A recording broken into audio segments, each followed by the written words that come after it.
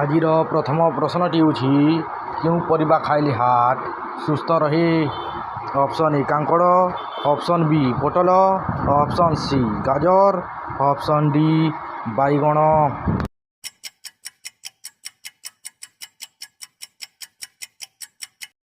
ଏହି ପ୍ରଶ୍ନର ସଠିକ୍ ଉତ୍ତରଟି ହେଲା ଅପସନ୍ ସି ଗାଜର। ଦ୍ୱିତୀୟ ପ୍ରଶ୍ନଟି ହେଉଛି କେଉଁ ଫୁଲର ତରକାରୀ ଖାଇଲେ କୃମି ନାଶ ହୁଏ? ଅପସନ୍ ଏ ଫୁଲକୋବି, ଅପସନ୍ ବି ସଜନା ଫୁଲ, ଅପସନ୍ ସି ମେଥି ଫୁଲ, ଅପସନ୍ ଡି ମନ୍ଦାର ଫୁଲ।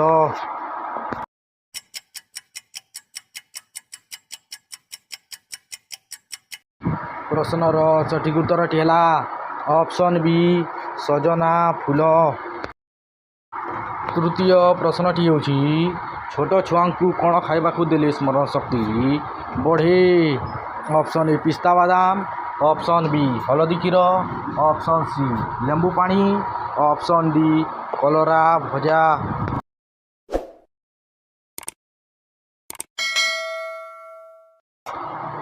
ଏହି ପ୍ରଶ୍ନର ସଠିକ୍ ଉତ୍ତରଟି ହେଲା ଅପସନ୍ ଏ ପିସ୍ତା ବାଦାମ।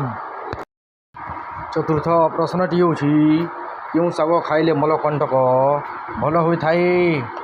ଅପସନ୍ ଏ ବାଥୁଆ ଶାଗ, ଅପସନ୍ ବି ପାଲଙ୍ଗ ଶାଗ, ଅପସନ୍ ସି ମେଥି ଶାଗ, ଅପସନ୍ ଡି ଉପରୋକ୍ତ ସମସ୍ତ।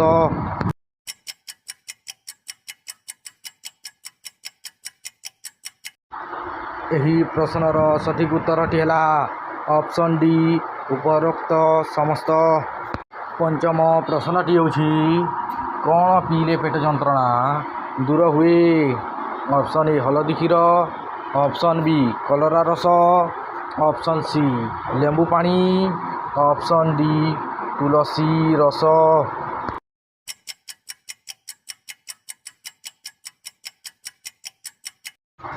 ପ୍ରଶ୍ନର ସଠିକ୍ ଉତ୍ତରଟି ହେଲା ଅପସନ୍ ଡି ତୁଳସୀ ରସ। ଷଷ୍ଠ ପ୍ରଶ୍ନଟି ହେଉଛି କେଉଁ ଦେଶରେ ଅଧିକ ଏସି ବ୍ୟବହାର କରନ୍ତି?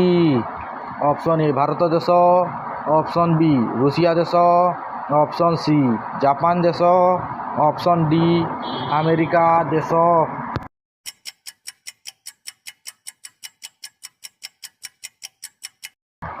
ପ୍ରଶ୍ନର ସଠିକ୍ ଉତ୍ତରଟି ହେଲା ଅପସନ୍ ସି ଜାପାନ ଦେଶ। ସପ୍ତମ ପ୍ରଶ୍ନଟି ହେଉଛି ନିୟମିତ କ'ଣ ଖାଇଲେ ଦାନ୍ତ ସଫା ରହେ? ଅପସନ୍ ଏ ଲୁଣ, ଅପସନ୍ ବି ମହୁ, ଅପସନ୍ ସି ଲବଙ୍ଗ, ଅପସନ୍ ଡି କ୍ଷୀର।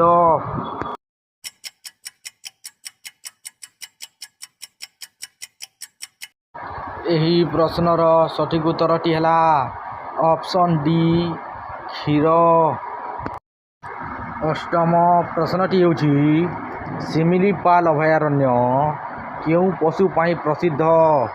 ଅପସନ୍ ଏ ମହାବଳ ବାଘ, ଅପସନ୍ ବି ସିଂହ, ଅପସନ୍ ସି ହାତୀ, ଅପସନ୍ ଡି ଜିରାଫ।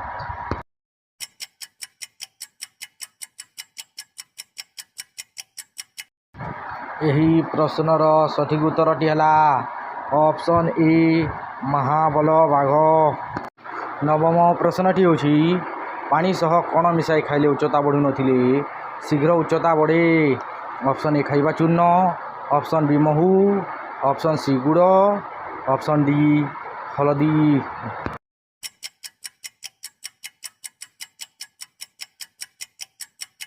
ପ୍ରଶ୍ନର ସଠିକ୍ ଉତ୍ତରଟି ହେଲା ଅପସନ୍ ଏ ଖାଇବା ଚୂର୍ଣ୍ଣ। ଦଶମ ପ୍ରଶ୍ନଟି ହେଉଛି କେଉଁ ଫଳ ଖାଇଲେ ମୁହଁର ଚମକ ବଢ଼େ? Option A Kamala, option B ଅଙ୍ଗୁର, ଅପସନ୍ ସି ସେଓ, ଅପସନ୍ ଡି ପଣସ।